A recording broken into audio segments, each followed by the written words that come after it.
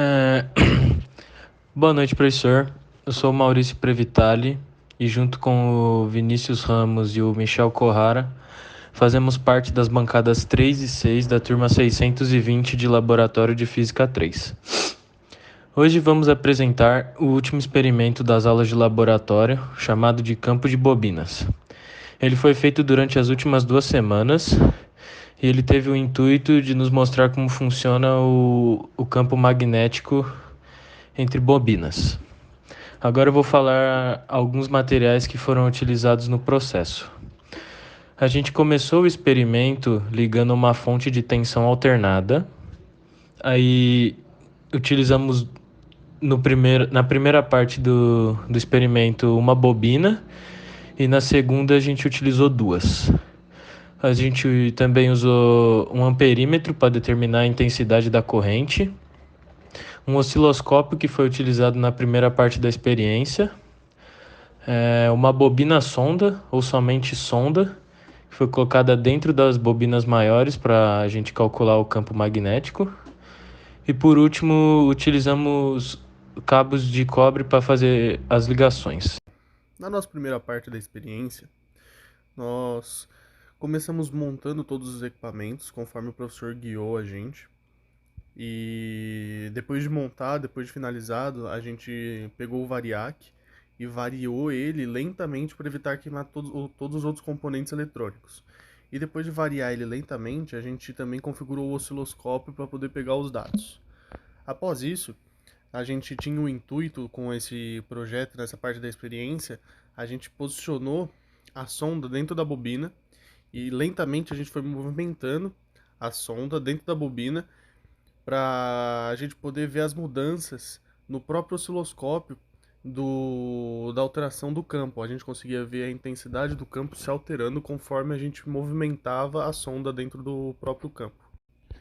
Resumindo, o nosso passo a passo, nós começamos montando todo o circuito, conforme o professor nos explicou.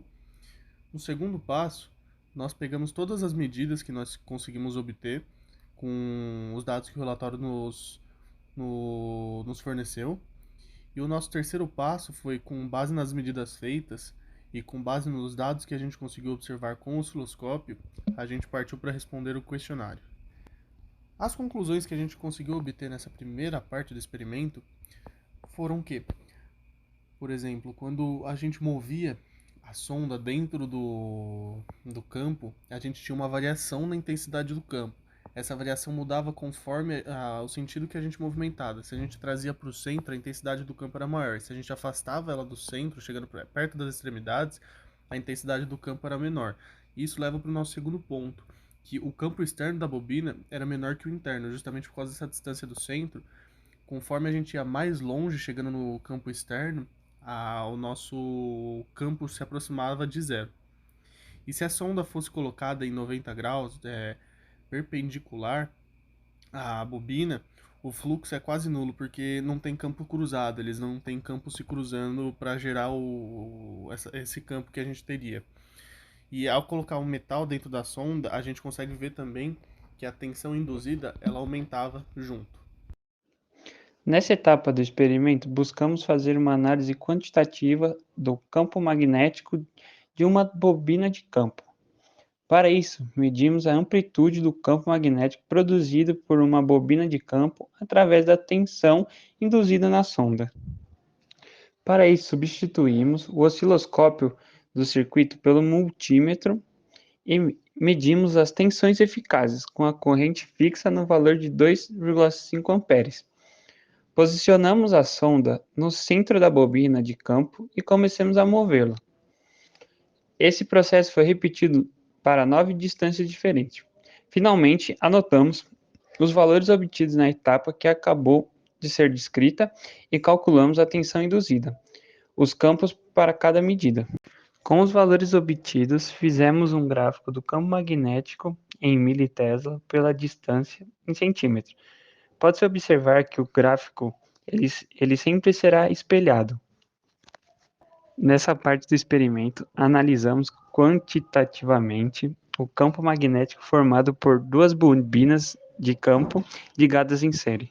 Assim como foi feito na segunda parte do experimento, medimos as tensões com uma corrente de 2,5 amperes. A diferença foi que agora tínhamos duas bobinas ao invés de só uma, distando 4 centímetros entre si. A leitura da posição X foi feita a partir do centro que separava as duas bobinas de campo. Colocamos uma sonda entre as duas bobinas e fomos movendo-a para o centro de uma das bobinas. Esse processo foi repetido para 9 distâncias diferentes. Então, anotamos os valores obtidos e calculamos a tensão induzida, os campos para cada uma das medidas. Como foi feito na parte 2 do experimento, com os valores obtidos, fizemos outro gráfico do campo magnético em militesla pela distância em centímetros. Observamos que o campo magnético é mais intenso no eixo Y, onde x é igual a zero.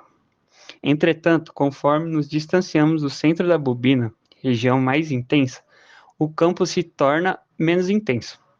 Também vimos que o campo magnético observado das duas bobinas em série é mais intenso no centro delas, se tornando menos intenso conforme nos distanciamos para os extremos.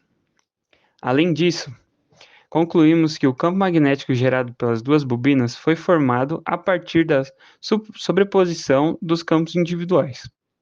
Caso tivéssemos utilizado uma corrente contínua, não teríamos observado variações de campo magnético no experimento.